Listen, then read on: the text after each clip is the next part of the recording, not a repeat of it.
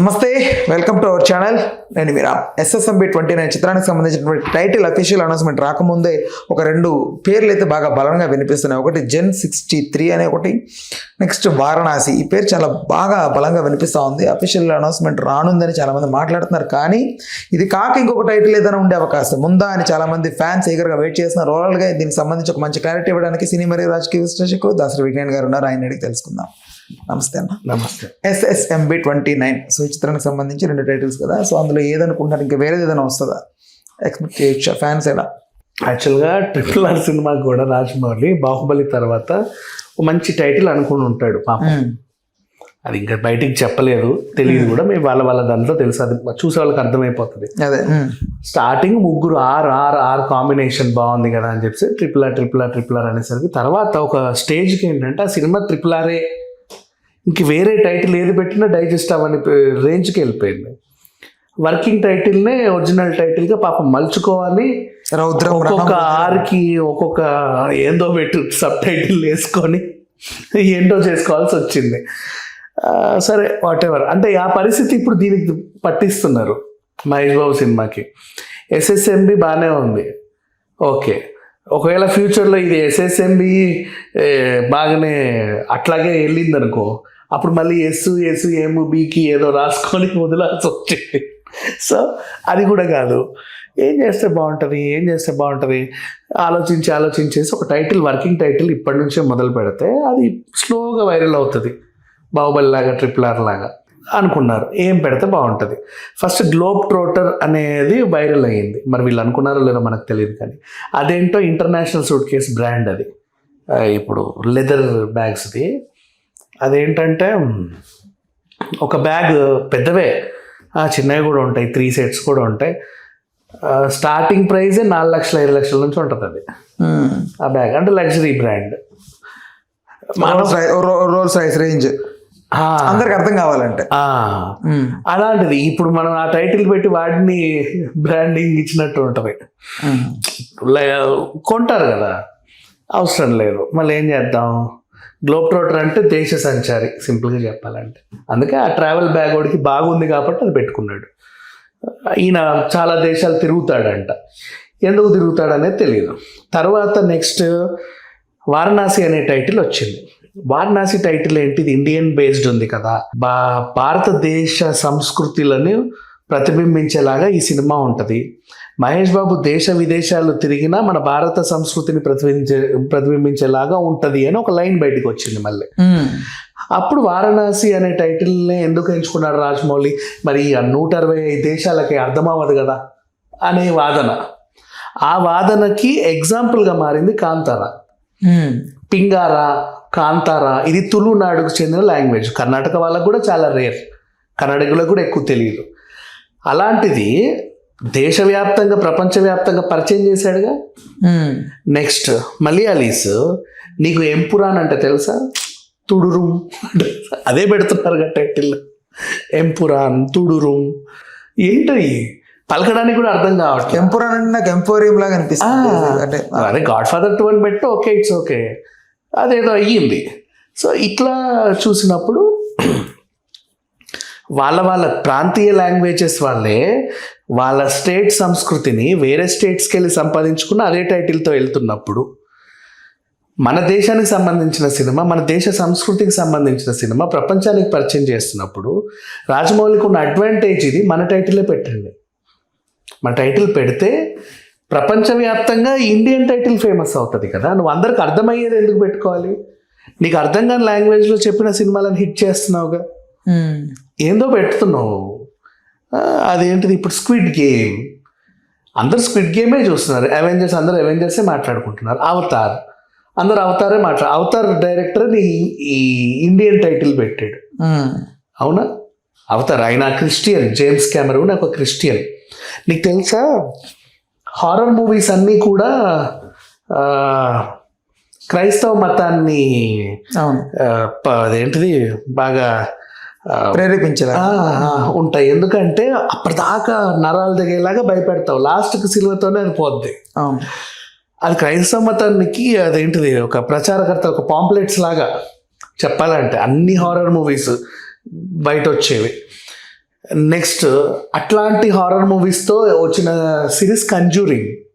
ఆ కంజూరింగ్లో కూడా లాస్ట్ ఇప్పుడు ది లాస్ట్ రైట్స్కి ముందు వచ్చింది the devil makes to do ఇట్లో కూడా చేతబడి పెట్టాడు, తెలుగు ఇండియన్ది పెట్టాడు.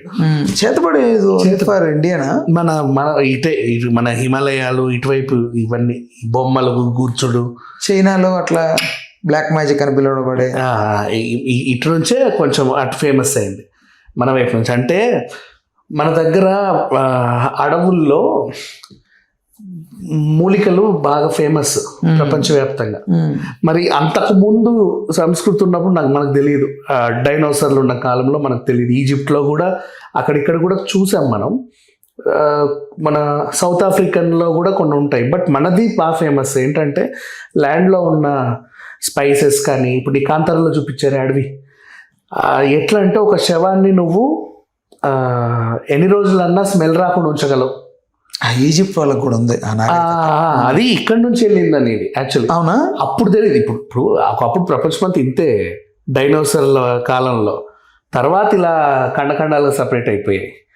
సో కానీ మన దగ్గర నుంచి చాలా మందికి వెళ్ళాయని మన పురాణాలు చెప్తాయి, ఆయుర్వేదంలో ఉంటాయి. అండ్ మోస్ట్లీ అండ్ ఆ శవాలను బతికించవచ్చు, చచ్చిపోయిన వాళ్ళని కూడా ఏదేదేదేదో చేసేది, వాళ్ళ పార్ట్స్ ఏదో చేసి ఏవేవో పూసి ఆ నల్ల అందులో అరుంధతిలో పూస్తారు కదా నల్లవి ఏవేవో చేసి మళ్ళీ బతికించుకోవచ్చు. ఆ శక్తి సినిమాలు బాగా చూపెడతారు దాన్ని బేసిక్. అట్లాంటివి ఏవో ఉన్నాయి, తెలీదు. తాంత్రిక విద్యలు ఎక్కువ ఇక్కడ ఉన్నాయి. మనకి చైనీస్ జపనీస్లో ఇప్పుడు చూపిస్తున్నారు కానీ చైనా ఎక్కడిది మన హిమాలయ బార్డరే. అవును, అక్కడ పుట్టి ఇటు రాలా, ఇక్కడ నుంచి అటు వెళ్ళాలి. ఎందుకంటే మన దగ్గరే ఉన్నాయి ఎక్కువ, ఈ ల్యాండ్లోనే ఉన్నాయి మోర్ దెన్ వాటిని ఏమంటారో ఆయుర్వేదిక్ చెందిన మూలికలన్నీ కూడా. అండ్ ఇంకోటి రోడ్డు మీద టెంట్ వేసుకొని అమ్ముతారు పాపం ఆయుర్వేద డబ్బలు. అవి నువ్వు ఎంత 100 రూపాయలు ఇస్తే నీకు ఇన్ని మూలికలు ఇస్తాడు అన్ని. అవునా? వాటి విలువ మనకు తెలియట్లా, నిజంగా ప్రామిస్ తెలియట్లా. ఆ స్పైసెస్ అన్ని వాడు అదే టెంట్ ఏ చైనాలోనో జపాన్లోనో వేసుకుంటే వాడు కోటీశ్వరుడు. కానీ భయం ఒకటే, వాళ్ళ దగ్గర కొనొచ్చా కొనకూడదా అన్న ఒక చిన్న అట్లా కూడా చెప్పాలి. ఎందుకు కొనరు చెప్పు, మనుషులు భయం. ఇప్పటికి కొనరం కాదమ్మా, ఒరిజినల్ ఆయుర్వేదిక్ కూడా ఎవడు వాడుతున్నాడు? మనకంతా ఇంగ్లీష్ మందులే కదా, ఎవడు వాడట్లా ఇప్పటికీ. కానీ బయట ఇండియన్ ఆయుర్వేద డిమాండ్ తెలుసా నీకు ఏ రేంజ్లో ఉందో? మామూలు రేంజ్ కాదు. నీకు ఇప్పుడు ఇంకోటి, ఇప్పుడు సెక్షువల్ ప్రాబ్లమ్స్ ఉన్న వాళ్ళకి శిలాజిత్, అశ్వగంధ లాంటివి కొన్ని ఉన్నాయి ఇక్కడ. శిలాజిత్ మన హిమాలయాల దగ్గర చాలా రేర్ గా దొరుకుద్ది. బయట ప్రపంచంలో అది చాలా పెద్ద ఇది, వాళ్ళు ఎక్కడెక్కడి నుంచో వయాగ్రా వాడతారు, బట్ అది హెల్త్ ప్రాబ్లం. బట్ ఇది కాదలా. నెక్స్ట్ మళ్ళీ అందంలోను వాడే సౌందర్య సాధనాల్లోనూ మోస్ట్లీ ఇక్కడి మూలికలే ఉన్నాయి. ఎక్కడెక్కడికో వెళ్తాయి, వాళ్ళు ఏదో చేస్తారు, nothing, they don't know anything. Next ఒక టైప్ ఆఫ్ చేప తలాపియా అనుకుంటా, ఆ చేప పొలసులతో లిప్స్టిక్ తయారు చేస్తారు, మనం పడేస్తాం ఇక్కడ. అక్కడ అంత ఇది ట్యూనానే ఎక్కువ తెచ్చుకుంటారు. పొలసులు ఉన్న చేపలు చాలా రేర్గా దొరుకుతాయి ఫారిన్ కంట్రీస్లో. ఆ టైప్ ఆఫ్ చేపల పొలుసుతో ఆయిల్స్ తీసేసి లిప్స్టిక్ తయారు చేస్తారు, మెడిసిన్స్లో యూస్. వీ డోంట్ నో, మనకు తెలియదు. మార్కెట్ 50 రూపీస్ దొరికేది కేజీ అది. అట్లా మన దగ్గర అన్ని చీపే. అంటే మంచి మంచి ఔషధ గుణాలు ఉన్నవని మన దగ్గర అయితే చీపు లేదా ఫ్రీ. ఫ్రీ ఏంటి ఇప్పుడు తులసి చెట్టు, ఓన్లీ ద థింగ్ కాస్ట్లీ అంటే ఒక రెడ్ శాండిల్వుడ్ మేబీ, అంతే. అదొక్కటే. దానికి కూడా జపాన్ లో డిమాండ్ ఉంది కాబట్టి, అదే తెలుసుకున్నాం కాబట్టి అక్కడ వాడే దాన్ని రుద్దుకోవట్లా. ఆ పిచ్చోడు బొమ్మలు తయారు చేస్తాడు. అంటే వాళ్ళు ఆల్రెడీ తెల్లగానే ఎర్రగా ఉంటారు కాబట్టి అవసరం లేదులే. అండ్ ఇలా మోస్ట్ ఆఫ్ ద స్పైసెస్ మనకి ఇవన్నీ కూడా అయితే ఫ్రీ లేదా చౌక, మిరియాలు కానీ చిల్లీస్ కానీ వాట్ ఎవర్ ఏం తీసుకో. బట్ ఫారిన్ కంట్రీస్లో మన దానికి చాలా డిమాండ్. వాళ్ళన్నీ కూడా కృత్రిమంగా పండించుకుంటారు. నాటు టొమాటో మన దగ్గరే ఎక్కడ నాటు టొమాటోలు లేవు, వాళ్ళన్నీ కృత్రిమ టొమాటోలు, కృత్రిమ ఆలుగడ్డలు, మంది ఒరిజినల్ నాటు. సో ఇట్లా చెప్పుకుంటూ పోతే ఈ ల్యాండ్లో చాలా మంచి విశేషాలు ఉన్నాయి. ఇది ప్రపంచానికి తెలియజెప్పేలాగా రాజమౌళి ఒక స్క్రిప్ట్ రాసుకున్నట్టు, దానికి అందుకు ఈయన ట్రావెల్ ముడిపడి ఉంటుంది అనేది ఒక బేస్డ్ బయటకు వచ్చింది. అది బయటకు వచ్చిన తర్వాత రకరకాల టైటిల్ పరిశీలనలో ఉన్నప్పటికీ చాలామంది మాట్లాడుకుంటున్నా వారణాసి అనేది ఇట్స్ లైక్ మనది ఒక ఫీల్ రాలా, ప్రపంచవ్యాప్తంగా వారణాసి వారణాసి వారణాసి ఉంటుంది కదా, కాశీయే కదా వారణాసి. ఇప్పుడు అవతార్ కూడా నీకు వాడు ఏం చెప్పాడు కదా, పంచభూతాలకు చెప్పాడు. అవును, ప్రపంచవ్యాప్తంగా అతను క్రైస్తవ మతానికి చెందినోడు 10 కమాండ్మెంట్స్ చెప్పుకోవచ్చుగా, అవతార్ 10 తీయొచ్చు దాంట్లో, బట్ పంచభూతాలు ఎంచుకున్నాడు. సో మన సంస్కృతిని దేశ విదేశాలు బాగా అవలంబించుకున్నప్పుడు మన దగ్గర ఉన్న అడ్వాంటేజ్ మనం ఎందుకు చేయొద్దు? పైగా గ్లోబల్ మార్కెట్ని మనకి ఇండియా సినిమాకి పరిచయం చేసిందే రాజమౌళి. అలాంటిది ఆయన పరిచయం చేశాక చాలా సినిమాలు గ్లోబల్ మార్కెట్లోకి వెళ్ళాయి, పెద్ద పెద్ద హిట్లు కొట్టాయి, పాన్ ఇండియా స్టార్స్ కూడా మన వాళ్ళు అయ్యారు. ఇప్పుడు మహేష్ బాబుతో తీయబోయే సినిమా 120 లాంగ్వేజెస్లో మనం రిలీజ్ చేసుకోగలిగినప్పుడు ఆ 120 లాంగ్వేజెస్లో వారణాసి వారణాసి వారణాసి టైటిల్ ఉంటాయి. Not only Varanasi, any Indian title, whatever, భారతీయ సంస్కృతి ఉండేలాగా ఎనీ టైటిల్ ఎంత బాగుంటుంది. మన సంస్కృతిని విదేశాలకు పరిచయం చేసినట్టు కూడా ఉంటుంది. ఈ జెన్ 63 అనేది డిడెంట్ అండర్స్టాండ్ అది టైటిల్. అది ఏంటో ఏరియా 51 లాగా ఉంది అమెరికాలో కూడా ఉంటుంది ఏరియా. అంటే జెన్ అంటే జనరేషన్ 63 ఏంటి, దానికోసం ఏమైనా పోరాడతాడా? ఇప్పుడు జెన్ జీ అని చెప్పేసి మొన్న గొడవలు అయ్యాయి. ఈ శ్రీలంకలో బంగ్లాదేశ్లో వీళ్ళందరూ కొట్టుకు చచ్చింది. సో అంతేం ఉండదు, బట్ దాంట్లో అంత బేస్ వెయిట్ కూడా కనబడట్లా కంపారిటివ్లీ వారణాసితో పోలిస్తే. వారణాసి ముందు ఆ గ్లోబ్ ట్రోటర్ కూడా పెద్దగా అనిపించలేదు. ఎప్పుడైతే ఈ టైటిల్ వారణాసి ఉందో చాలా సింపుల్గా క్యూట్గా అందరికి రీచ్ అయ్యేలాగా హాయిగా ఆహ్లాదంగా ఉంది. ఇంకా చెప్పాలంటే చాలా సింపుల్గా నీట్గా ఉంది. వెళ్తే దీంతో పాటు ప్రపంచవ్యాప్తంగా వెళ్ళొచ్చు. బేసిక్గా నాకేమనిపిస్తుంది అంటే మహేష్ బాబు ఫ్యాన్స్ బాగా కనెక్ట్ అవ్వడానికి ఏంటంటే సదాశివ సన్యాసి అని కలేజలో ఒకటి సింక్ లైన్ ఉంటుంది, ఒకటి తాపసి కైలాసవాసి, అది బాగా సింక్ అవుద్దేమో అనిపిస్తుంది నాకు.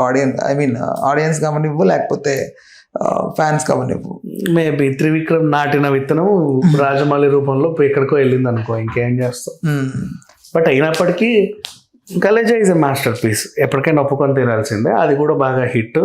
బట్ ఇదైతే నన్ను అడిగితే వారణాసి, ఒకవేళ నిజంగా వారణాసి టైటిల్ ఉన్నా లేకుండా ఏదైనా ఇండియన్ టైటిల్ ఉంటే ఇట్ విల్ బీ గుడ్.